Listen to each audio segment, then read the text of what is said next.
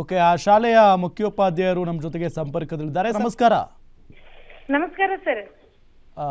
Madam, ಈಗ ಅಲ್ಲಿ ಇಷ್ಟು ವರ್ಷ ಅವ್ರಿಗೆ ಗೊತ್ತಿರಲಿಲ್ವಂತ ಏನು ಹೇಳ್ತಿದ್ದಾರೆ ಈಗ ಅವರು? ಶಾಲೆ ಎಷ್ಟು ವರ್ಷದಿಂದಲೂ ಕೂಡ ಇದೆ ಅದಲ್ಲಿ?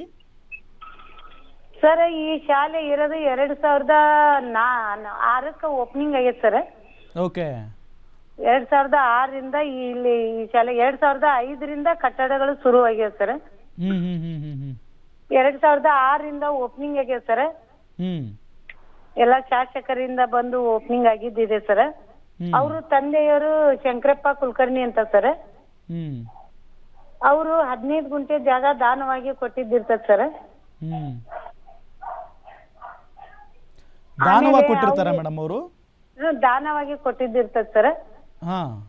ಅವ್ರ ತಂದೆ ತೀರ್ಕೊಂಡಿದ್ಮೇಲೆ ಇವರೆಲ್ಲ ಸರ ಇದು ಕೋರ್ಟಿಗೆ ಹಾಕಿದ್ರು ಸರ್.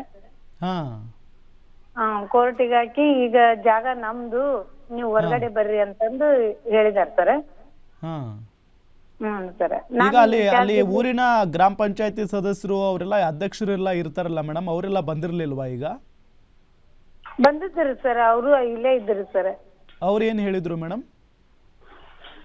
ಅವ್ರು ಏನಿಲ್ಲ ಸರ್, ನಿಮ್ ತಂದೆಯವರು ದಾನವಾಗಿ ಕೊಟ್ಟದ್ದೈತಿ, ಶಾಲೆ ನಡೆಯಕತ್ತೈತಿ, ಮಕ್ಕಳಿಗೆ ತೊಂದ್ರೆ ಕೊಡ್ಬೇಡ್ರಿ, ಮುಂದೆ ಕೋರ್ಟ್ ನಲ್ಲಿ ಇದೆ, ಕೋರ್ಟ್ ಯಾವ ರೀತಿ ತೀರ್ಮಾನ ತಗೊಂತೈತಿ ಅಲ್ಲಿ ತನಕ ಇದು ಅವಕಾಶ ಕೊಡ್ರಿ ಅಂತ ಹೇಳಿದ್ ಸರ್.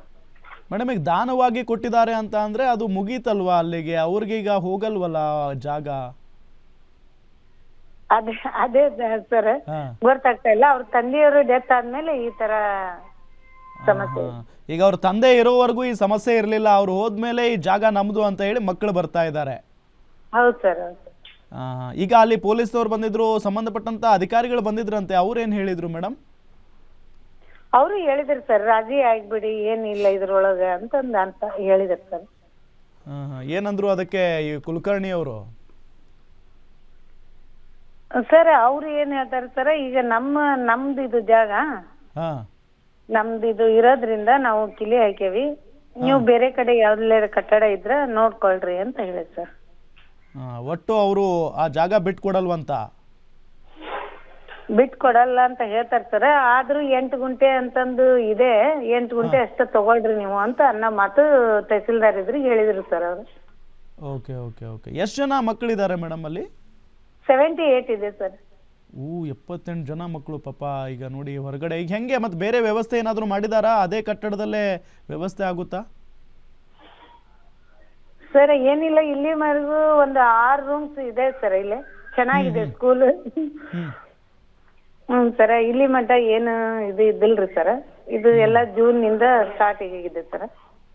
ಅಲ್ಲ ಮೇಡಮ್, ಈಗ ಅದು ಬೀಗ ಹಾಕಿದ್ದಾರೆ ಅಂತ ಹೇಳಿದ್ರಿ ಆಗ ನಿಮ್ಮ ಸ್ಕೂಲ್ಗೆ? ಹ್ಞೂ ಸರ್, ನಾವು ಡ್ಯೂಟಿಗೆ ಬರಂಗ್ ಬಂದ್ರಿ ಸರ್. ಕಲಿಕಾ ಹಬ್ಬ ಶನಿವಾರ ಇತ್ತು ಸರ್. ಕಲಿಕಾ ಹಬ್ಬವನ್ನ ಆಚರಣೆ ಮಾಡಿ ನಾವು 11ನೇ ತಾರೀಕಿಗೆ ಭಾನುವಾರ ಇರೋದ್ರಿಂದ ಬರ್ಲಿಲ್ಲ ಸರ್. ಇವತ್ತೇ ಪ್ರಾರಂಭ ದಿನ ಅಲ್ರಿ ಸರ್, ಸೋಮವಾರ. ನಾವ್ ಇವತ್ ಬಂದು ಯಾಸ್ ಇಟ್ ಇಸ್ ಸ್ಕೂಲಿಗೆ ಬರಂಗ ಎಲ್ಲಾ ಶಿಕ್ಷಕರು ಮಕ್ಕಳು ಬಂದಿರಿ ಸರ್. ಬಂದಾಗ ಕಿಲಿ ಹಾಕಿದ್ರಿ ಸರ್. ನಾವ್ ಕಿಲಿ ಹಾಕಿದ್ ನೋಡಿದ ತಕ್ಷಣ ನಮ್ಮ SDMC ಅಧ್ಯಕ್ಷರಿಗೆ ಫೋನ್ ಹಚ್ಚಿದ್ವಿ ಸರ್. ಈ ತರ ಕಿಲಿ ಹಾಕ್ಯಾರ ಅಂತಂದ್ ಹೇಳ್ತಾರ. ಅವರು ಬಂದ್ರಿ ಸರ್. ಬಂದ್ ಎಲ್ಲಾರು SDMC ಅವರು ಬಂದು ರಿಕ್ವೆಸ್ಟ್ ಮಾಡ್ಕೊಂಡ್ರಿ ಸರ್. ನಾವೆಲ್ಲಾ ಮಕ್ಕಳೆಲ್ಲ ಹೊರಗಡೆ ಕುಂತಿದ್ದೀವ್ರಿ ಸರ್, ಗೇಟಿನ ಹೊರಗಡೆನೆ ಶಿಕ್ಷಕರು ಮಕ್ಕಳು. ಈಗ ಸ್ಕೂಲ್ ಓಪನ್ ಆಗಿಲ್ವಾ ಮೇಡಮ್ ಹಾಗಾದ್ರೆ?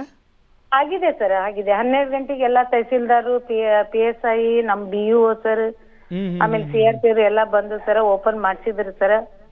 ಒಳಗಡೆ ಎಲ್ಲಾ ಮಕ್ಕಳು ಕ್ಲಾಸ್ ನಲ್ಲಿ ಕುತ್ಕೊಂಡು ಸರ್. ಆಮೇಲೆ ಇಲ್ಲಿ ಸ್ಟಾಫ್ ರೂಮ್ ನಲ್ಲಿ ಎಲ್ಲಾರು ಚರ್ಚೆಯಲ್ಲಿ ಭಾಗವಹಿಸಿದ್ರು ಸರ್.